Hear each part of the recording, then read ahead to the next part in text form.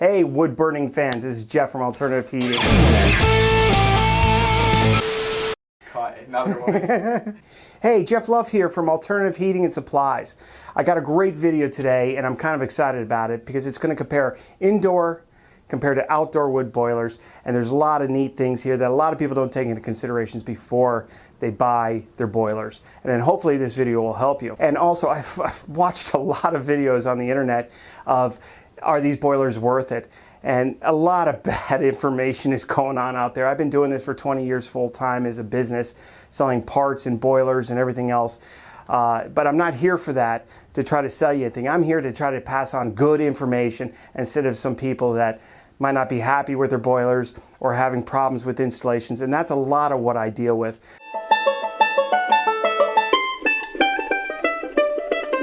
So the cost of these boilers, for the sake of this video, let's say are about the same. This will help you focus on your application and what will work for you. The installation of an indoor wood boiler is considerably more. Most of the indoor wood boilers are pressurized systems.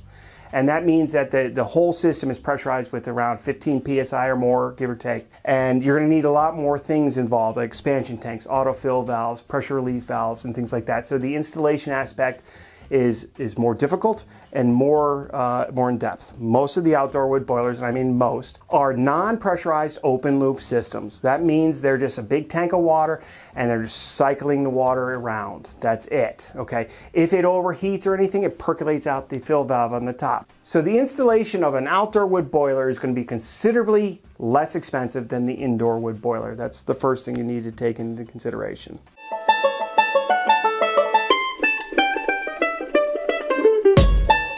Secondly is your application. If you have a lot of acreage, the outdoor wood boiler is an excellent choice. Same with the indoor, okay? But the outdoor, based on the regulations and things that towns and states have applied, the outdoor wood boilers need certain distances from neighbors' homes and things like that, or property lines. The indoor wood boiler, that's not an issue. The indoor issue is that they're sized so you can get them through doors inside your basements and garages and things like that. So they're usually only about 3 feet wide. When they make it that small, you reduce the size of your firebox. Now, the firebox is the storage of fuel to give you the long burn times.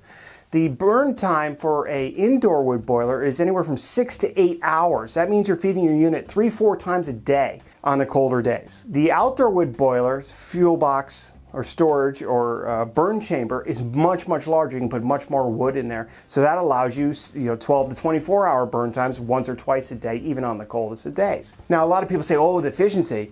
The efficiency of the indoor and the outdoor are considerably different, and I've even heard as much as 50% the indoor wood boilers are 50% more efficient. I can tell you by testing it myself on my own house and on my father-in-law's house, that is not accurate. The efficiency is minute difference, okay? And I was actually burning a unit that claimed to be the most efficient indoor wood boiler on the market, hands down. Compared to a traditional, in this case it was a Woodmaster. Those two units burned similar amounts of wood.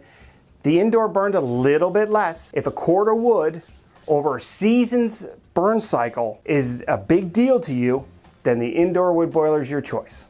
If a quart of wood doesn't mean that much to you, then the outdoor wood boiler is the choice for you on that one.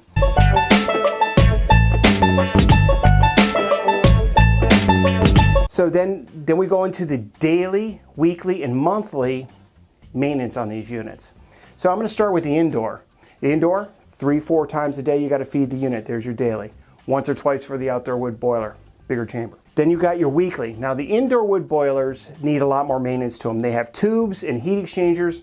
They have a lot of fly ash, and you got to clean these things weekly. And if you don't, the efficiency usually drops off pretty dramatically. So there is some weekly or monthly maintenance that needs to be done on a regular basis to the indoor wood boilers.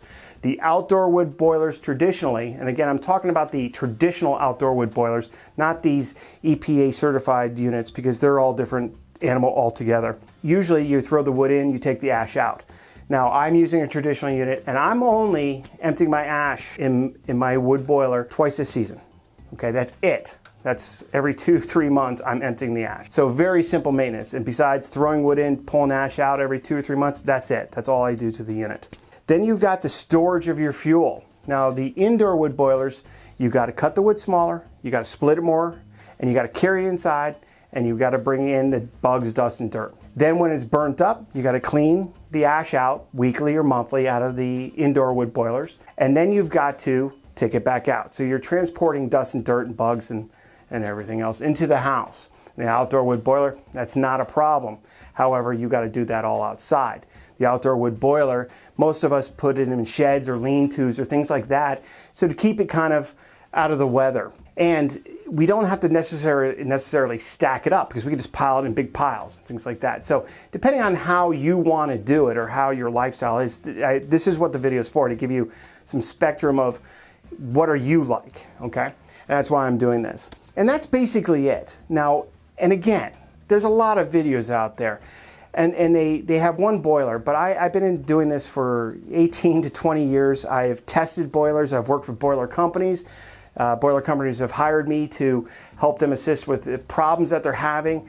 There's a lot of great boilers out there. I get the question is, which is the best boiler out there?